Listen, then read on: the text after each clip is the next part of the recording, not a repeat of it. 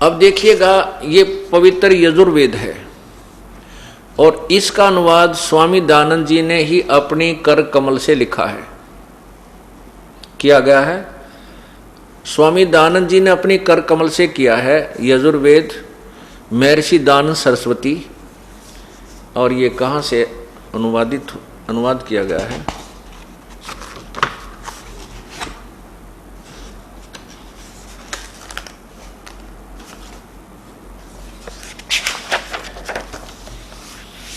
इसके प्रकाशक कौन हैं? प्रकाशक हैं सर्वदेशिक आर्य प्रतिनिधि सभा 2/5 महर्षि दयानंद भवन, रामलीला मैदान, नई दिल्ली। नीचे देखिए,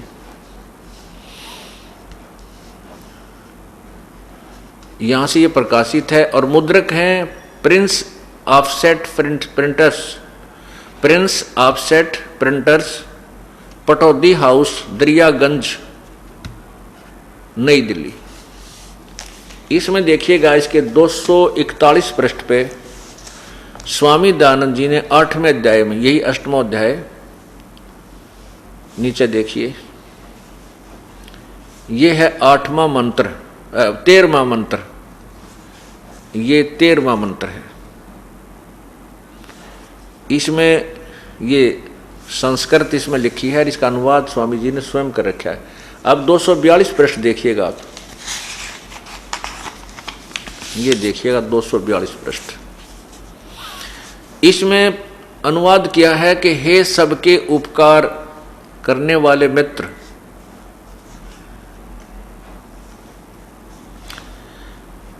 हे सबके उपकार करने वाले मित्र, मित्र अर्थात भगवान, आप देव कर्तस्य दान देने वाले के एनस शब्द ब्रैकेट में, ये संस्कृत का है। इसका एनस का अर्थ है अपराध, पाप। आप पाप के विनाश करने वाले हो, यानी भगवान आप दान करने वाले के पाप का नाश कर देते हो। मनुष्य कर्तस्य, साधारण मनुष्यों के किए हुए अपराध के विनाश करने वाले हो। पिता के किए हुए एनस्य, एनस्य का अर्थ देखो ग्रहण किया है, एनस्य माने अपराध, एनस्य माने अपराध, यहां विरोध लिख दिया।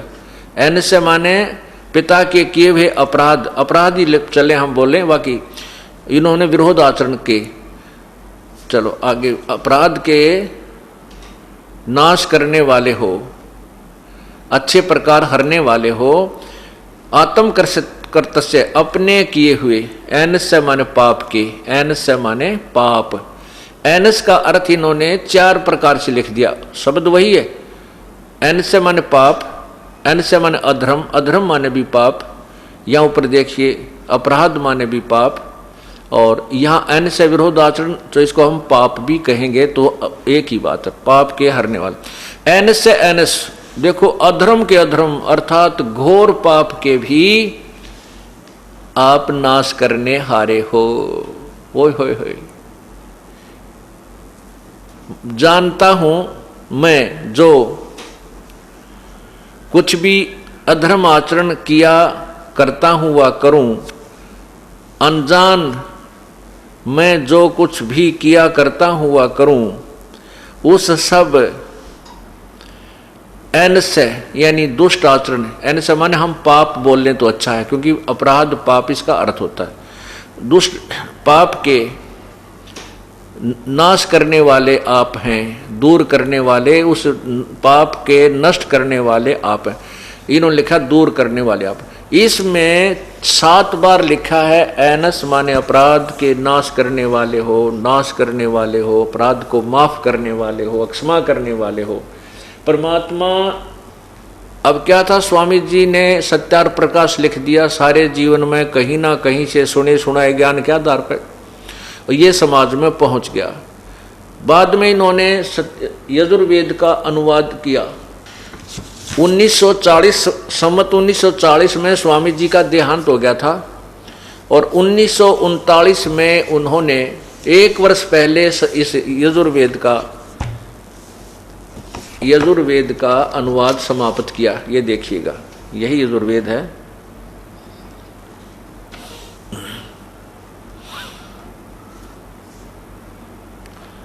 मार्ग शीर्ष कृष्ण एक शनि संवत 1939 में समाप्त किया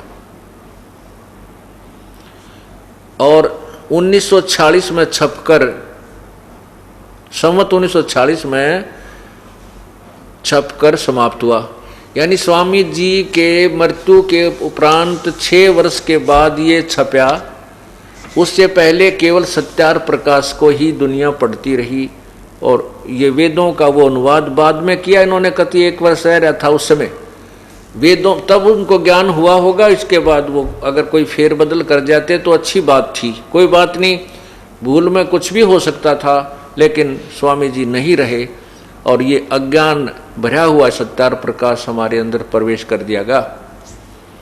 वेद कहते हैं कि परमात्मा साधना करने वाले के, उपासना करने वाले के, भक्ति कर्म करने वाले के, साधना करने वाले के पाप को नष्ट कर देता है, अक्षमा कर देता है। और स्वामी जी का अपना अनुभव है कि साधना यानी उपासना करने से पाप नष्ट नहीं होते। ये सत्यार प्रकाश, वही सत्यार प्रकाश पृष्ठ 155 पे 7वां समोल्लास फिर देख लिए नीचे।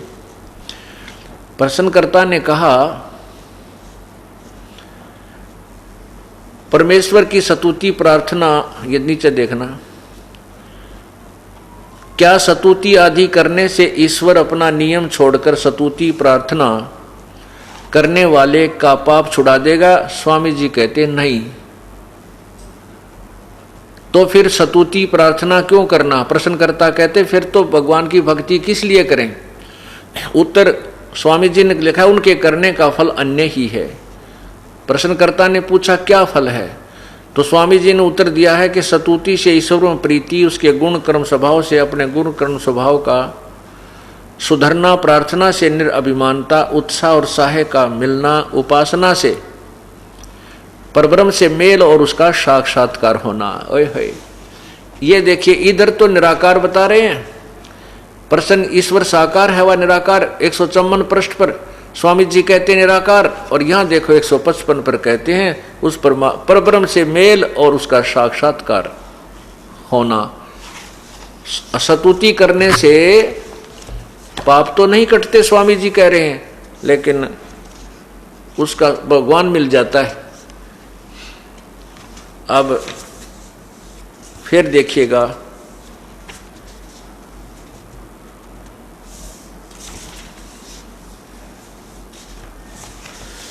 और अच्छी विस्तृत व्याख्या स्वामी जी ने लिखी है इसी 7वें समोल्लास के 163 पृष्ठ पे। 7वां समोल्लास पृष्ठ 163, नीचे आइएगा। किसी ने प्रश्न किया, प्रश्न ईश्वर अपने भक्तों के पाप क्षमा करता है वा नहीं? उत्तर महर्षि जी का नहीं, क्योंकि जो पाप क्षमा करे तो उसका न्याय नष्ट और सब मनुष्य महापापी हो जाएं, क्योंकि उनको पाप करने में उत्साह और निर्भयता हो। जैसे कोई राजा अपराधियों के पाप की क्षमा करे तो वे अधिक अपराध पाप करने लगे, और जो अपराध नहीं करता वह भी अपराध करने से न डरे। इसलिए सब कर्मों का यथावत फल देना ईश्वर का काम है, अक्षमा करना नहीं। अब देखिए, ये तो सोच है एक महर्षि की अपना अनुभव, और उधर से स्वामी जी कहते हैं कि वेद में जो लिखा है वो ज्ञान अंतिम है, वेद में जो लिखा वो सत्य है। इससे सिद्ध है कि वेद में तो लिखा है परमात्मा साधक के घोर पाप को भी नाश कर देता है। इसलिए सत्यार प्रकाश में लिखी व्याख्या क्या है ये आप समझ गए होंगे, मुझे कहने की आवश्यकता नहीं पड़ेगी।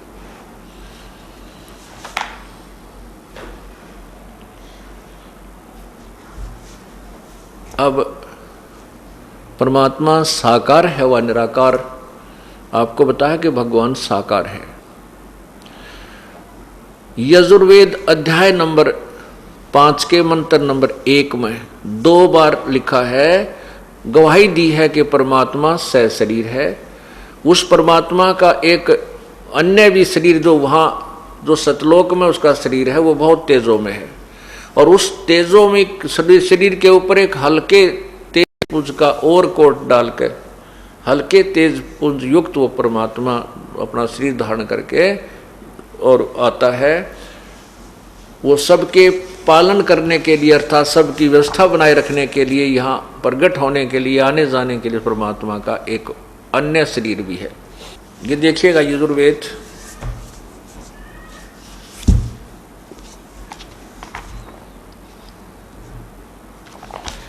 पांचवें अध्याय का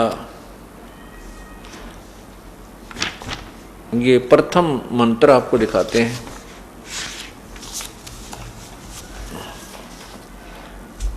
ये वही यजुर्वेद है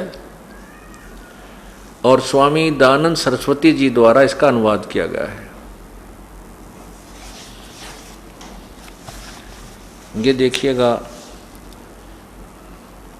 अथ पंचमो अध्याय आरंभ, इसका ये प्रथम मंत्र है।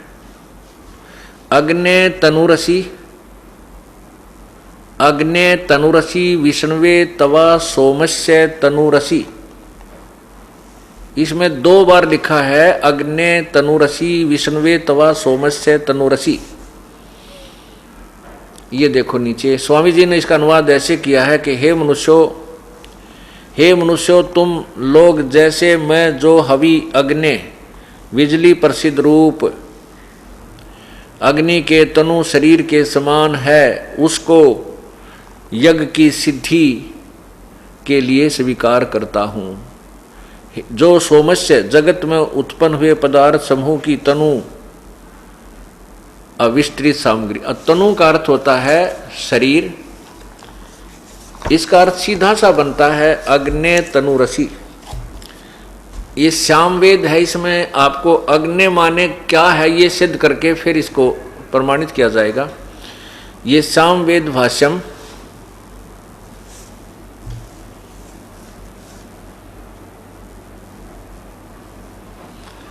और नीचे देखिएगा भाष्यकार हैं स्वामी ब्रह्म मुनि प्रिव्रजक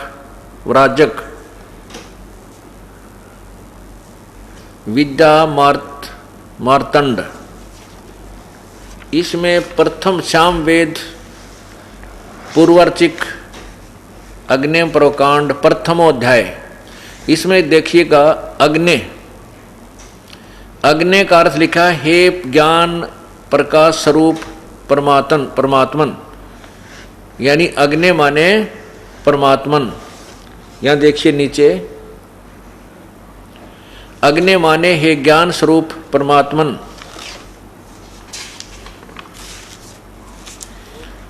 यहाँ देखिए नीचे अग्निम, अग्नि माने परमात्मा, अग्निम। यहाँ देखिएगा नीचे को अग्नि माने परमात्मा ज्ञान स्वरूप परमात्मा। यहाँ देखिएगा यानी प्रत्येक मंत्र में अग्नि माने परमात्मा। या नीचे देखिएगा अग्नि माने हे प्रकाश स्वरूप परमात्मन। आगे नीचे देखिएगा अग्नि माने परमात्मा। अग्नि का अर्थ एक नहीं सैकड़ों बार अग्नि माने परमात्मा। नीचे देखिएगा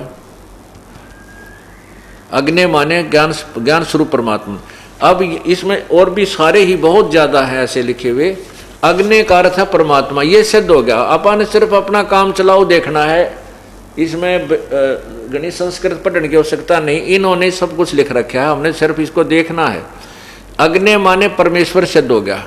और यहां लिखा अग्नि तनुरसी, तनु माने शरीर, रसी माने है। अब यहां फिर देख लिए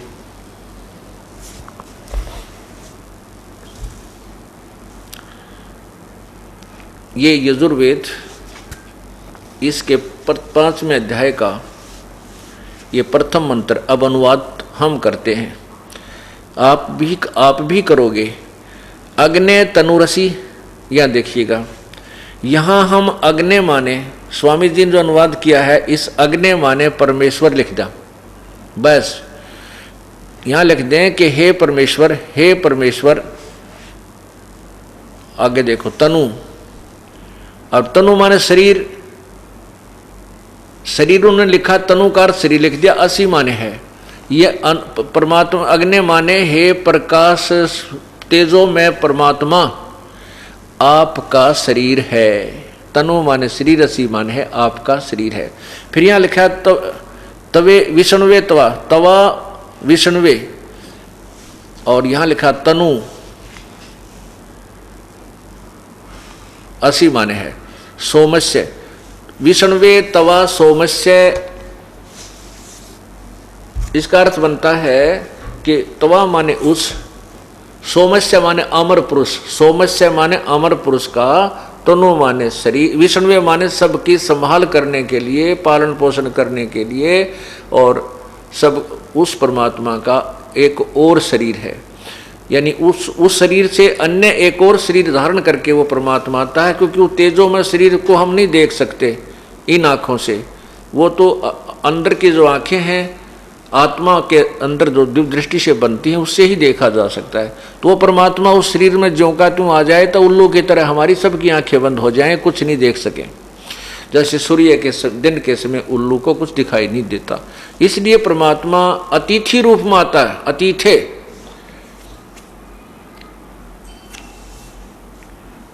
कुछ समय के लिए यहाँ आता है तो उसके लिए परमात्मा अन्य शरीर धारण करता है। अब ये तो पवित्र यजुर्वेद ने सिद्ध कर दिया कि भगवान परमात्मा सशरीर है। अब आपको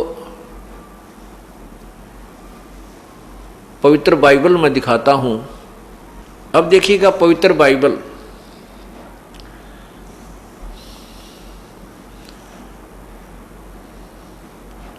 पवित्र बाइबल संपूर्ण जीवन अध्ययन बाइबल, नीचे देखें ये कहां से प्रकाशित है।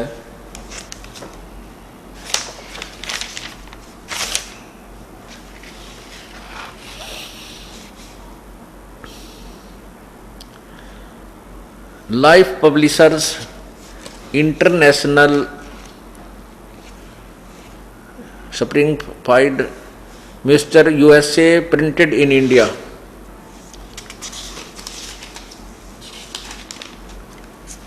यहां देखिएगा संपूर्ण जीवन अध्ययन बाइबल, पवित्र बाइबल, और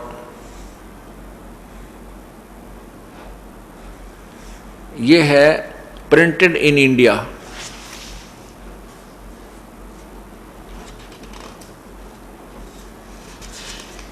यहां देखना, अंग्रेजी प्रधान संपादक इसके है डोनाल्ड सी स्टाम्स, संयुक्त संपादक जे वेस्ले आदम्स, संपादकीय समिति ये स्टानली एम होर्टन अध्यक्ष। ये सारा कुछ आप पढ़ लो इसमें। इसके बाद हम आपको दिखाते हैं जो अपने काम की चीज़ है वह देखें। यहाँ देखिएगा ये सृष्टि उत्पत्ति जो स्टार्ट होती है, ये उत्पत्ति आरंभ होती है। आदि में परमेश्वर ने आकाश पृथ्वी और की सृष्टि की।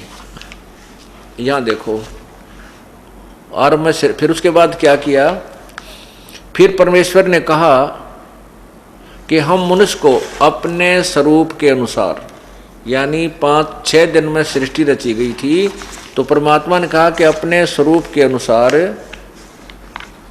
ये 26 नंबर में है। फिर परमेश्वर ने कहा हम मनुष्य को अपने स्वरूप के अनुसार अपनी समानता में बनाए, और वे समुद्र की मछलियों, आकाश के पक्षियों और घरेलू पशुओं और सारी पृथ्वी पर और सब रेंगने वाले जंतुओं पर जो पृथ्वी पर रेंगते हैं अधिकार कर रखें। आगे लिखा है 27 में, तब परमेश्वर ने मनुष्य को अपने स्वरूप के अनुसार अपने उत्पन्न किया। अपने ही स्वरूप के अनुसार परमेश्वर ने उसको उत्पन्न किया, नर और नारी करके उसने मनुष्यों की सृष्टि की। इसमें 3 बार लिखा है कि परमात्मा ने मनुष्य को अपने स्वरूप में बनाया। अब मनुष्य जैसा ही परमात्मा सिद्ध हुआ। पवित्र बाइबल ने सिद्ध कर दिया कि परमात्मा मनुष्य जैसा है। और आप किसी क्रिश्चियन से पूछिएगा तो वो कहेंगे गॉड इज फॉर्मलेस। उसे पूछेंगे what is the form of God, वो कहेंगे गॉड इज फॉर्मलेस। परमात्मा निराकार है। और पवित्र बाइबल को वे एक सदग्रंथ मानते हैं, अपना पूजनीय मानते हैं, उसके ज्ञान को सत्य मानते हैं। तो पवित्र बाइबल तो कह रहा है भगवान मनुष्य जैसा है। तो ये जो ज्ञान है, सुने सुनाई थ्योरी, सुना सुनाया जो रट्टा फिकेसी का जो अज्ञान हमारे अंदर कैसे कर गया, वो इसीलिए कर गया कि जो भी जिस मजहब का विद्वान माने जाते थे उन्होंने अपने ही सदग्रंथों को नहीं समझा और अपने दंत कथा सुनी सुनाई कहानी लोक वेद से दुनिया का हृदय रंग दिया और भगवान को निराकार सिद्ध करके एक तरफ बैठ गए। और फिर जब भगवान निराकार है, उसकी चाह कैसे रहेगी, उसकी तलाश की आवश्यकता है क्या? जब वो निराकार है, सर्वव्यापक है, तो फिर भी पहले हमारे से अभेद है। फिर उन्हें ढूंढना कि जब वो कितना है ही नहीं, उसकी प्राप्ति का प्रयत्न कर ही किस लिए रहे थे। अब आपको कुरान से अर्थात मुसलमान धर्म की पवित्र ग्रंथ कुरान शरीफ में दिखाएंगे भगवान कैसा है और उसका नाम क्या है। एक शेख फरीद नाम के पुण्यात्मा थे, एक साधु थे। वो बचपन से ही उनको परमात्मा की एक लगन लगी थी। कुछ पूर्व संस्कार होते हैं, अच्छे माता पिता मिल जाने से भी वो बच्चे के संस्कार अच्छे नए तैयार कर देते हैं, उसका स्वभाव जोड़ देते हैं परमात्मा से। शेख फरीद जी बचपन से कुछ शरारती थे और अपनी माता जी को परेशान करते थे, शरारत करते रहते थे। तो माता जी ने उनको कहा, बेटा आप नमाज कीजिए। तो बच्चा था, वो कहने लगा मैं क्यों करूं ये नमाज, मुझे क्या लाभ होगा, क्या मिलेगा। तो माता जी ने सोचा कि ये शरारती बहुत है, इसको नमाज पर करने लगा दूं, ये कुछ समय तो मुझे शांति से जीने देगा, मैं अपना काम कर लूंगी घर का। तो माता ने कहा कि बेटा अल्लाह तुझे खजूर देगा। शेख फरीद जी को खजूर बहुत अच्छे लगते थे, रुचिकर खाता था।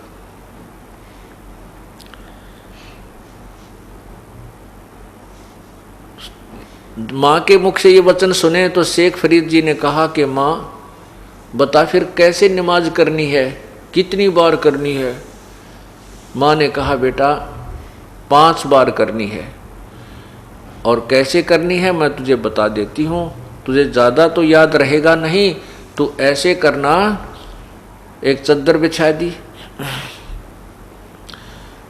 और उसके ऊपर कहा कि आंखें बंद करके मत्था टेक ऐसे, और ये कहते रहना अल्लाह मुझे खजूर दे, अल्लाह मुझे खजूर दे, और जब तक मैं नहीं कहूँ तू आंखें मत खोलना। ठीक है, माता जी ने एक वस्त्र बिछा दिया साफ, और शेख फरीद जी ने उस पर मत्था टेक कर और कहने लगे आंखें बंद करके अल्लाह मुझे खजूर दो, अल्लाह मुझे खजूर दो। तो माता ने क्या किया कि 2 पत्तों के बीच में लपेट कर और खजूर रख दिया उसके उस कपड़े का नीचे जिसके ऊपर वो नमाज कर रही थी। अब शेख जब माता ने तो कहा नहीं कि उठ ले, उसने काफी देर करा, अल्लाह खजूर दे, अल्लाह खजूर दे। माँ नहीं बोली तो उठ कर चल पड़ा और कहने लगा, माँ आप तो झूठ बोलती हो, अल्लाह ने खजूर तो दिया ही नहीं, मैं नहीं करूँ आज के बाद ये नमाज, बहका दिया मेरे को। माँ ने कहा, नहीं बेटा, अल्लाह बहकाता नहीं है, तेरा कपड़ा उठा कर देख जिस पे तू नमाज करता था। उसने जा करके वह कपड़ा उठाकर देखा तो खजूर, 2 पत्तों के बीच में खजूर रखा हुआ। खूब खाया, कूदता फिरा। कुछ देर के बाद फिर कहने लगा, माँ वो कपड़ा बिछा, मैं नमाज करूंगा। अब वो प्रतिदिन नमाज करने लगा, माँ को थोड़ी शांति मिलने लगी और वो प्रतिदिन उसके कपड़े के नीचे खजूर रख दे और वो खावे।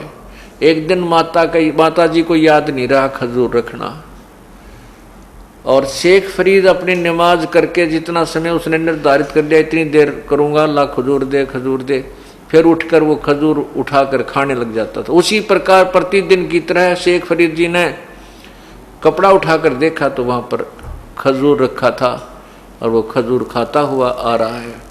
अब माँ ने देखा कि शेख फरीद, आज तो मैं खजूर रखना भूल गई और ये शेख फरीद, ये फरीद उठेगा और उठते ही ये फिर खजूर नहीं मिलेगा तो इसका विश्वास टूटेगा। तो माता बहुत धार्मिक थी, पूर्व संस्कार की पुण्यात्मा थी, क्योंकि अच्छे माता पिता के घर पर अच्छे ही पुण्यवान बच्चों का जन्म होता है। तो उसने हृदय से पुकार की। उसको याद आया कि अब शेख फरीद उठने वाला है और मैं खजूर रखना भूल गई। ये भगवान, उस बच्चे का विश्वास टूट गया तो वो बहुत शरारती है, कभी नमाज नहीं करेगा। इतना माँ अंदर से पुकार सोच ही रही थी और उठ के चली थी वो लेकर के खजूर रखने के लिए। उधर से वो क्या देखती है कि शेख फरीद खजूर खाता हुआ और नमाज करके पूरी आ रहा है। अब माँ ने जब देखा कि खजूर खा रहा है, उसने पूछा, बेटा ये खजूर कहाँ से लाया तू? शेख फरीद बोला, माता जी अल्लाह प्रतिदिन ही तो देता है मुझे खजूर, उस कपड़े के नीचे से उठा कर लाया हूं। पुण्यात्माओं, परमात्मा के खेल अजब हैं, अजीब और गरीब होते हैं, और हम उसमें ये सोचा कि ऐसा नहीं हो सकता, वैसा नहीं हो सकता, तो हमारा सिद्धांत गलत है। क्योंकि परमात्मा के विषय में ये सोचना कि वो ऐसा नहीं कर सकता, वो ऐसा नहीं कर सकता, वो अधूरा भक्त है, वो विश्वासी नहीं है। वही शेख फरीद जी बड़ा होकर के घर त्याग गया, क्योंकि उसमें परमात्मा की कसक थी। प्रभु ने उसके लिए ऐसी अनहोनी लीला भी की। अब देखो, आत्मा परमात्मा को ढूंढ रही है जब से वो भगवान से बिछड़ी है। अब परमात्मा को पाने का, आत्मा को ये पता है कि परमात्मा मनुष्य जैसा है, और मनुष्य रूप में, साधु रूप में, संत रूप में या किसी भी प्रचारक के रूप में आता है। इसलिए वो संत परमात्मा को, संत को परमात्मा का स्रोत समझती है आत्मा, इसलिए संतों के पास जाते। तो ऐसी आत्मा भटकती हुई परमात्मा की चाह में इन नकली संतों के फंस जाती है। इसी प्रकार शेख फरीद जी एक तपस्वी संत के का शिष्य बन गया।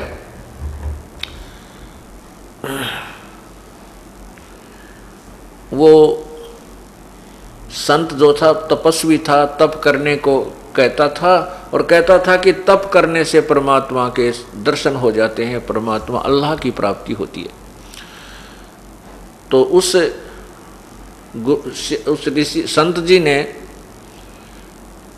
अपना एक आश्रम बना रखा था, उसमें 5-6 परमानेंट शिष्य रहते थे। उन सभी शिष्यों में जो शेख फरीद था वो सच्चे दिल से सेवा करता था और गुरुदेव के हृदय में बसा हुआ था। क्योंकि जिसने भगवान चाहिए वो आगा पीछा नहीं देखता, उसको केवल उसका उद्देश्य यही होता है कि मेरी कोई क्रिया भंग ना हो जाए, जिससे मेरे गुरुदेव रुष्ट ना हो जाए, मेरी क्रिय कराई भक्ति भंग ना हो जाए। तो वो गुरुजी जो थे, वो संत जो थे, वो हुक्का पिया करते थे, और 5-6 जो शिष्य रहते थे परमानेंट, उन्होंने अपने प्रतिदिन की सेवा बांट रखी थी कि भाई सोमवार ने ये करेगा, मंगल ने ये करेगा, बुध ने ये करेगा, शुक्र ऐसे बृहस्पति ने ये करेगा। तो उनकी सेवा में क्या था? खाना बनाना गुरुदेव का और खाना खिलाना, हुक्का भर के देना सारा दिन, चाहे वह 20 बार पीवें, चाहे 10 बार पीवें, चाहे 1 बार पीवें।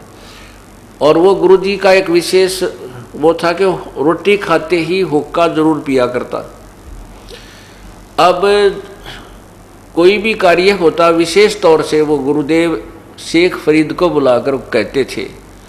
अन्य शिष्य जो रहते थे उनमें ईर्षा बन गई कि गुरुजी तो इस शेख फरीद को महत्व ज़्यादा देता है, तो उन सब ने मिलकर एक स्कीम बनाई, क्यों ना इस शेख फरीद को गुरुदेव के हृदय से गिरा दें, कुछ ऐसी घटना घटा दें। उन्होंने सब ने मिलकर कहा कि अब के वर्षा के दिन हैं और गुरुजी की सेवा में कोई भंग करवा देंगे इस तरह शेख फरीद से, और गुरुजी इतने क्रोधी हैं कि इससे नाराज हो जाएंगे। वो गुरुजी इतना गुस्से वाला था कि रोटी खाने के बाद यदि 2 मिनट, हद 5 मिनट यदि हुक्का भरना लेट हो जाए तो बैंत उठाकर, लठ उठाकर उन चेला ने कुटिया करता जिस दिन उसकी ड्यूटी होती, और फिर उससे कई दिन तक सेवा नहीं लेता था। इतना क्रोधी था, उससे रुष्ट हो जाता था। ये स्कीम बनाई कि आज इसको जब ये खाना बनाकर गुरुदेव ने खिला ले, शेख फरीद की ड्यूटी आ गई उस दिन की। तो उन्होंने स्कीम के अनुसार अपने षड्यंत्र के तहत शेख फरीद जब रोटी बनाकर, खाना बना करके गुरुदेव को खिलाने लगा, तो पीछे से आग बुझा दी। वह जो हुक्के के लिए तैयार करते थे, वह अग्नि बुझा दी उन शिष्यों ने कि आज इसका लठ लगेंगे और कई दिन तक भगवान, ये गुरुजी इनसे नाराज हो जाएंगे, तुम्हारा काम बढ़िया सेट हो जाएगा। अब शेख फरीद को तो पहले पता था, प्रतिदिन की तरह अग्नि हुक्का भरने के लिए तैयार कर रखी थी। वो तो आराम से अपना गुरुदेव को खाना खिला के, बर्तन रख के और हुक्का की चलम ले करके चला। देखा तो वहाँ आग बुझी हुई है, उसके तो पैरों तले की जमीन खिसक गई। उस आश्रम से आधा पौना किलोमीटर की दूरी पर एक गांव था छोटा सा, और बाहर की तरफ एक माई, ऐसे वो वर्षा का मौसम था, वो चूल्हा जलाने की चेष्टा कर रही थी शाम के समय, और वो आंख फूक धुआं मार रही, तो फूक लगा रही थी। गिल्ला ईंधन होने के कारण वो धुआं धावा उसी औरत, उस बहन की आंखों में, माई की आंखों में जाकर लग रहा था। वो दुखी हो रही थी, आंखों से आंसू, पानी निकलता है जैसे धुआं लगने से। शेख फरीद ने धुआं उठता देखा कि सामने वाली झोपड़ी, उस घर में अग्नि जल रही है। तो भाग के फुल स्पीड तक दौड़ के चलम हाथ में लेकर दौड़ लिया, और जाते ही जल्दी से कहा, माई मुझे आग दे दे, माई मुझे आग दे दे। वह बोली, भाई न्यू बोली, बाबा जी न्यू आग नहीं मिला है, आँख फड़वा रखी मैंने धुएं में, जब यह आग बनी है तू आँख फड़वा ले, तो अपनी जब आग मिला तो ना। अब उसको तो शेख फरीद ने तो ये सोचा, या माई शायद आँख फोड़ने के बदले आग देगी, इतनी देर मत कर के दे, गुरुजी नाराज ना हो जा। कहने लगा, माई ले, अपना दे के चमटा आँख में और काट का आँख वहाँ धरती, ले माई मैंने आग दे दे, थोड़ी सी जल्दी दे दे। अब उस माई ने देखा, इसने तो सचमुच आँख काट के बाहर रख दी, वह कांप गई सारी। कदे इनके गुरुजी नाराज हो जाए, तेरे को शराप दे दें। उसने तो चूल्हे में तो सारी आग बाहर कर दी। आंख के ऊपर बांध के एक पट्टी, अपना कपड़ा, फूटी हुई आंख के ऊपर शेख फरीद ने कपड़ा बांध लिया से, और बरके चलम, और फिर दौड़ लगा दी। आंख में तक एक जो थोड़ा सा कोई कुणक भी गिर जाना, कोई जरा सा भी कण मिट्टी का, वो भी रवा दिया कर इंसान को। और उसने चल आँख फोड़कर न्यारी धर दी, और कोई महसूस नहीं किया कि मेरे गुरुजी नाराज ना हो जाए। अब वो दौड़ा आ रहा था। अब गुरुजी ने देखा का तो भाई कुछ लेट कर दिया, हुक्का भरना आवाज लगाई रहे शेख फरीद, हुक्का ला बेटा। अब शेख फरीद वहां नहीं था, दूसरी आवाज लगाई, तीसरी जब आवाज लगाई रहे कित मर गया, आज कहां मर गया तू, अभी तक हुक्का नहीं भर के लाया। जब तीसरी आवाज लगाई गुरुजी ने खूब दहाड़ के, तो दो निकट पहुंच गया शेख फरीद, कहने लगा आ गया गुरुजी, आ गया गुरुजी। अरे क्या बात होगी, कि चला गया था गुरुजी, यहाँ मौसम खराब था, अग्नि बुझ गई गुरुजी, माफ कर दो, ये गांव से जाके लानी पड़ी। अच्छा रख देता है। अब ओका रख दिया। जब गुरुजी ने देखा उसकी आंख का पट्टी बंध रही थी, अरे आंख का के लाग गया बेटा। वो कहने लगा गुरुजी सब आपकी दया, सब ठीक है, ठीक है गुरुजी सब ठीक है। यूं कह के वो जाकर बर्तन दौड़ने लग गया, आंख मुंह फेर के। गुरुजी ने सोचा को लाग गई छोटी मोटी कंकर कुंकर, अपना बांध लिया होगा इसने कपड़, कोई ऐसे ही दवाई ला ली होगी। सुबह के उस माई ने तो रात में नींद आई नहीं, ये तो बहुत बात बिगड़ेगी, उसके गुरुजी को पता लगेगा, तेरे को श्राप देगा।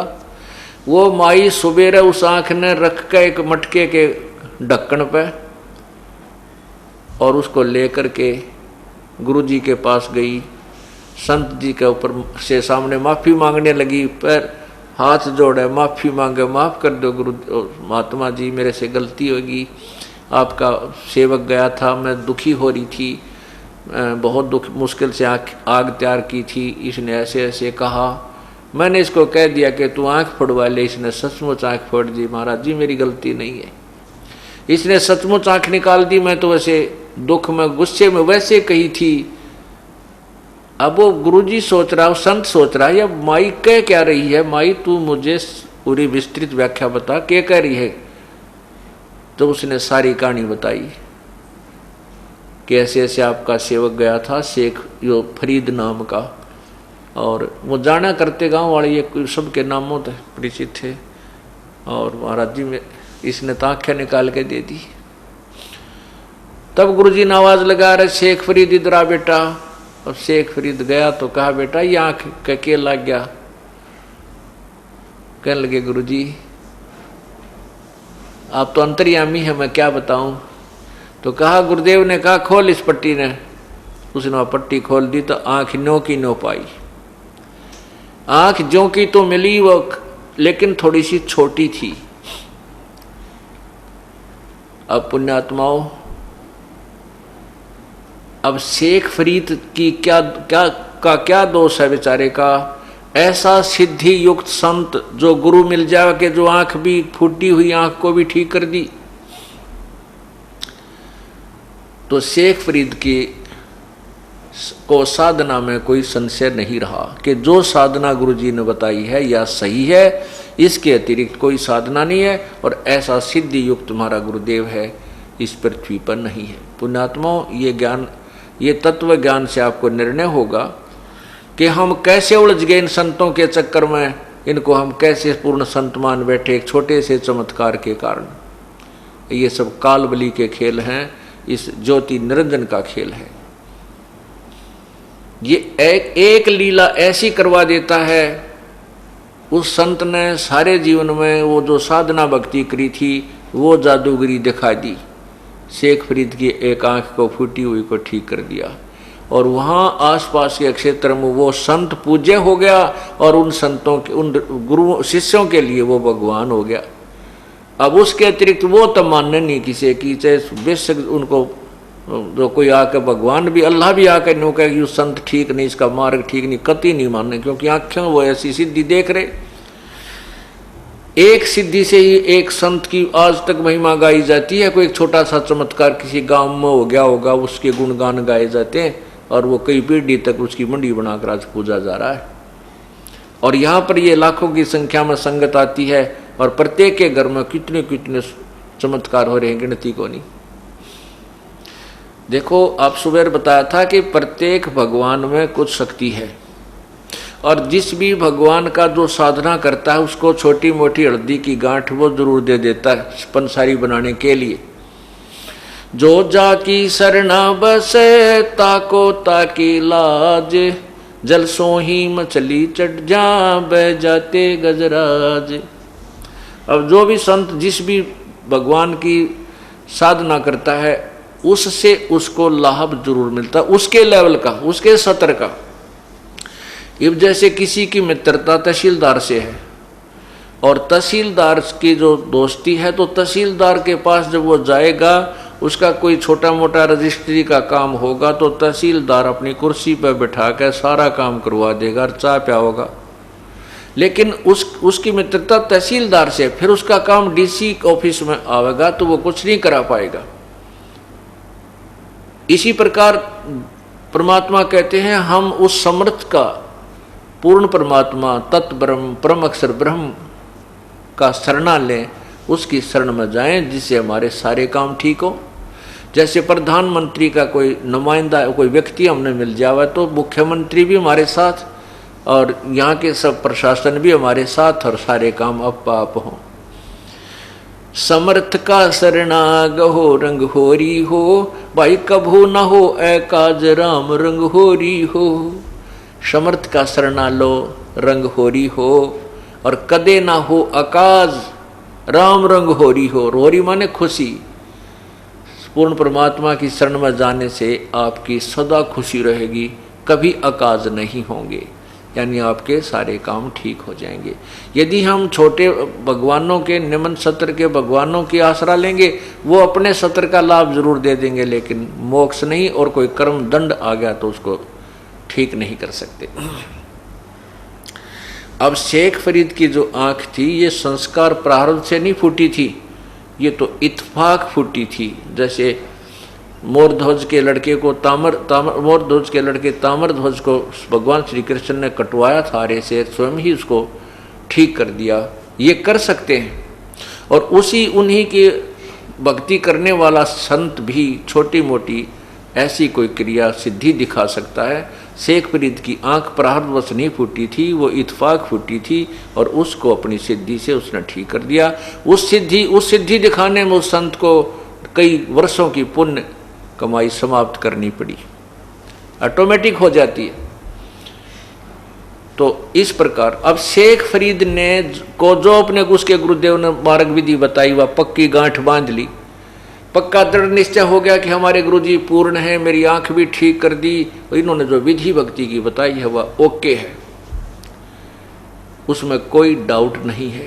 इस कारण से पूरा दृढ़ता के साथ गुरुदेव के बताई क्रिया को, यानी तप को कर रहा था।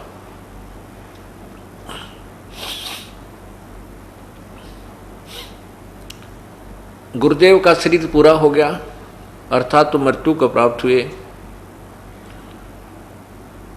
उसके बाद शेख फरीद ने वो आश्रम छोड़ दिया, क्योंकि उसका उद्देश्य परमात्मा पाना था। गुरुदेव ने बता रखा कि तप से परमात्मा पर प्राप्ति होगी, अल्लाह के दीदार होगा। अल्लाह का दीदार माने दर्शन, साक्षात्कार। जैसे अभी आपने सत्यार प्रकाश में पढ़ा था, भगवान निराकार है और उपासना से पाप तो कटते नहीं है और परमात्मा का साक्षात्कार भगवान मिल जाता है। निराकार भी और साक्षात्कार भी है, दोनों बात बताओ भाई कैसे हो सकती है?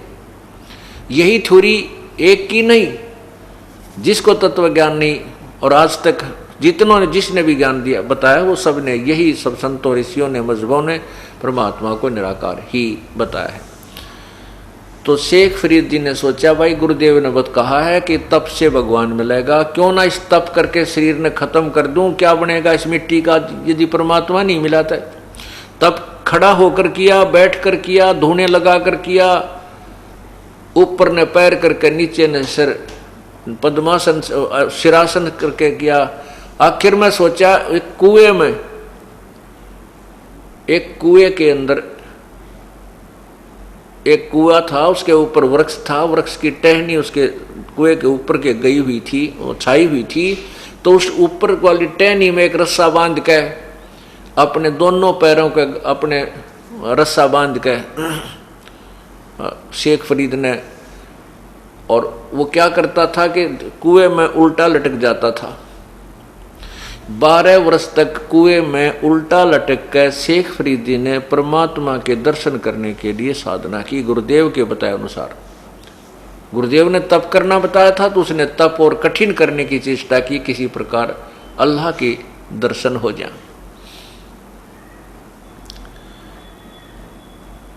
अब 12 वर्ष के दौरान अन्न भी बहुत कम आहार किया। क्यों किया कि कम खाना खाऊंगा तो कम बाथरूम जाऊंगा और कम ही पानी जो है ना फ्रेश होने जाना पड़ेगा, इसलिए ज़्यादा से ज़्यादा समय मेरा तप में जावे। इसलिए कहते हैं 12 वर्ष में शेख फरीद ने 50 शेर 1.25 मन अन्न यानी 50 किलो गेहूं अन्न खाया। 12 वर्ष में 50 किलो अन्न। अब हिसाब लगाओ एक दिन में कितनी एवरेज पड़ी। मेरे ख्याल में तो 10 ग्राम की भी ना पड़े, 50 ग्राम भी नहीं पड़े पूरे दिन में। 12 वर्ष के दिन लगा हिसाब करके देखें तो कहने का भाव यह है कि वो शरीर इतना जीर्ण शीर्ण हो गया कि सारा शरीर के हड्डी पंसली नारी दिखे।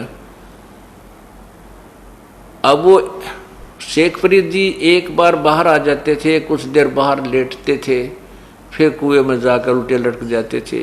अंत में उनकी ऐसी स्थिति होगी कि जैसे कोई मुर्दा पड़ा हो। मुर्दे बाहर लेटे हुए को मुर्दा जान करके कौवे आगे उसकी आंख निकालने के लिए उन्होंने देखा कि इस मुर्दे में और तो मांस की तो है नहीं, क्योंकि हड्डी पसली खाल चिपकी हुई है। आंखें निकालने के लिए कौवे माथे पर आकर बैठ गए। तब शेख फरीद ने कहा, भाई कौव्यो, मेरी एक अर्ज है तुम्हारे से।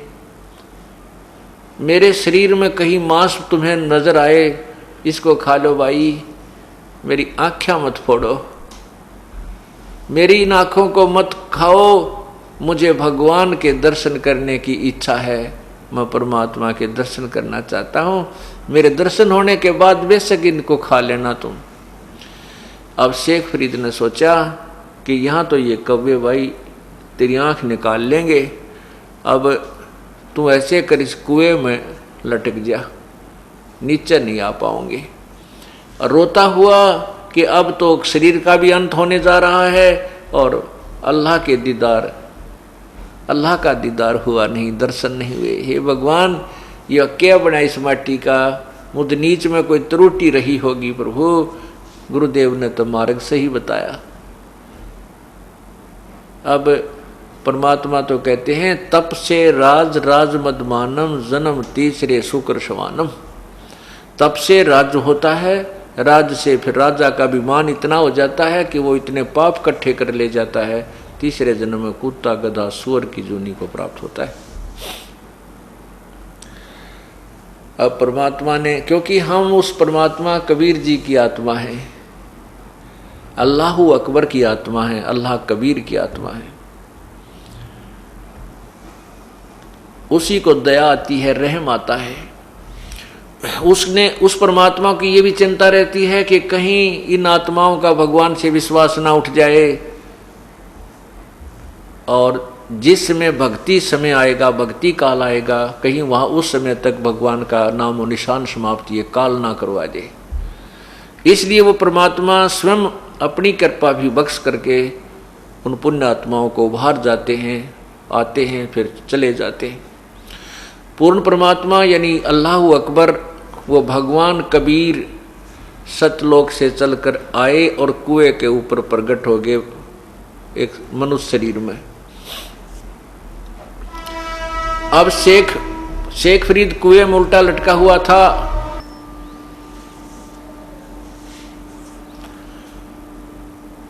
परमात्मा ने वो रस्सी पकड़ी और उसको ऊपर को, जैसे कुएं से बाल्टी खींचते हैं पानी की, रस्सी पकड़ कर, तो ऐसे खींचने लगे उसको ऊपर को। शेख फरीद ने सोचा कि कोई ये गडरिया है, गवाला है। जंगल में बच्चे जो पाली जाते थे, गडरिये होते थे, वो क्या करते थे, शेख फरीद के उस रस्से को पकड़ कर ऐसे हिला देते थे। वो कभी कुएं की दूसरी तरफ जाके लगता था, कभी दूसरी तरफ जाके लगता था, ऐसे सिर के हाथ लगा लेता था। वो बच्चे उनको ऐसे छेड़छाड़ करते रहते थे। तो शेख फरीद जी ने सोचा ये कोई गवाला आ गया तुझे परेशान करना चाहता है। उसको कहने लगा, जब वो इतने वो ऐसे करते करते परमात्मा ने उसको बाहर निकाल लिया उल्टा लटके हुए को। शेख फरीद मंद मंद स्वर में कहता है कि भाई तू मुझे मत छेड़, मैंने क्या बिगाड़ा है तेरा, मैं अपना काम कर रहा हूँ, तू अपना काम कर। परमात्मा ने कहा आप क्या काम कर रहे हो महात्मा जी? कहने लगे भाई मैं अल्लाह के दर्शन के लिए, परमात्मा प्राप्ति के लिए प्रयत्न कर रहा हूँ। परमात्मा ने कहा, कबीर परमेश्वर ने कहा कि भाई मैं वो अल्लाह अकबर हूँ, मैं परमात्मा हूँ। शेख फरीद कहने लगा भाई मजाक ना करे, अल्लाह तो निराकार है, अल्लाह तेरे जैसा थोड़ा ही है। परमात्मा ने पूछा फिर अल्लाह कैसा होता है? कि वो तो बेचून होता है। बेचून माने निराकार, फॉर्मलेस। प्रभु ने कहा क्या अल्लाह निराकार है? हाँ जी। तब परमात्मा ने कहा रे बोली आत्मा, अब वो चीज निराकार है जिसको तू निराकार कह रहा है और उसके देखने की प्रयत्न कर रहा है, उसके दीदार के लिए तू पांव पीट रहा है, प्रयत्न कर रहा है, शरीर गाल दिया नादान, अपनी थ्योरी तो देख ले तू कह के रहा है और कर क्या रहा है। एक तरफ तो भगवान को कहते निराकार है, वो दिखाई थोड़ा ही देता है, और फिर कहता मैं उसके दर्शन के लिए प्रयत्न कर रहा हूं।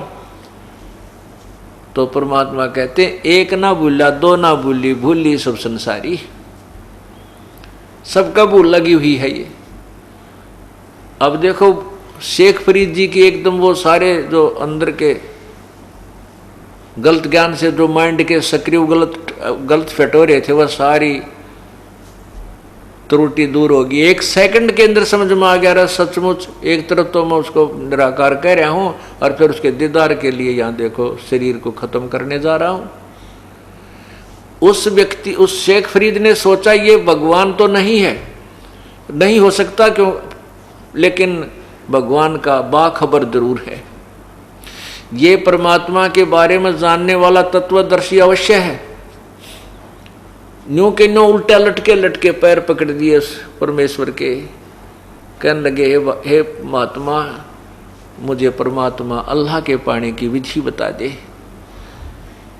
तब भगवान ने कहा कि ठीक है भाई, ऐसे अन्न ना खाने से, शरीर को सुखा देने से भगवान नहीं मिलता।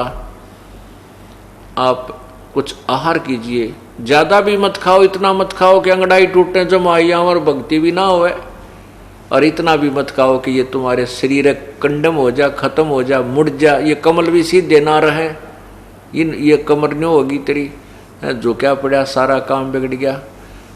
तो इस शरीर तरीके सतुरता है भाई, इसको अपना अच्छी तरह कपड़े तो तन ढक कर रख और अल्प आहार कर, थोड़ा खाना खा ले, ज्यादा मत खा, पर खा जब से। व्रत रखने से बात नहीं बनेगी। जैसे गीता जी के अध्याय नंबर 6 के मंत्र 16 में कहा कि अर्जुन ये योग यानी परमात्मा की प्राप्ति की साधना सिद्धि न तो अधिक खाने से और न बिल्कुल न खाने वाले की, ना गणे सोने वाले की, ना गणे जागने वाले की सिद्ध होती है। अर्थात ना तो गणा खाने वाला भक्ति कर सकता है, ना कति ना खाओ जो व्रत रखता है वो भी, उसकी भक्ति भी व्यर्थ है। और जो लोग दिखावा सारी रात जागे वो भी ढोंग कर रहा है, ना गणे जागने वाले की, और ना सुबह सांझ पड़कर सोए, तड़के 8 बजे उठे, उसकी भी भक्ति नहीं सिद्ध हो सकती। यानी हिसाब का खाना खावे, अपनी नींद भी ले और भक्ति भी करे, तब ये भक्ति सफल होती है। आहार करे, बिल्कुल खाना नहीं छोड़े। तो शेख फरीद जी ने उस परमेश्वर का संग किया, उनको गुरु धारण किया और नाम जपया, तब यथार्थ भक्ति करके अपने मोक्ष की साधना बनाई। तो का साधना कबीर परमेश्वर ने कहा कि शेख फरीद जी आपने परमात्मा को, अल्लाह को किस आधार पर निराकार माना? वो कहने लगे जी हमारे कुरान शरीफ के अंदर भगवान को निराकार लिखा है। तब परमात्मा ने कहा कि कुरान शरीफ सूरत फुरकानी 25 आयत नंबर 52 से 58 तक 59 तक पढ़कर देखिए उसमें क्या लिखा है। आइए पवित्र कुरान शरीफ को पढ़ें।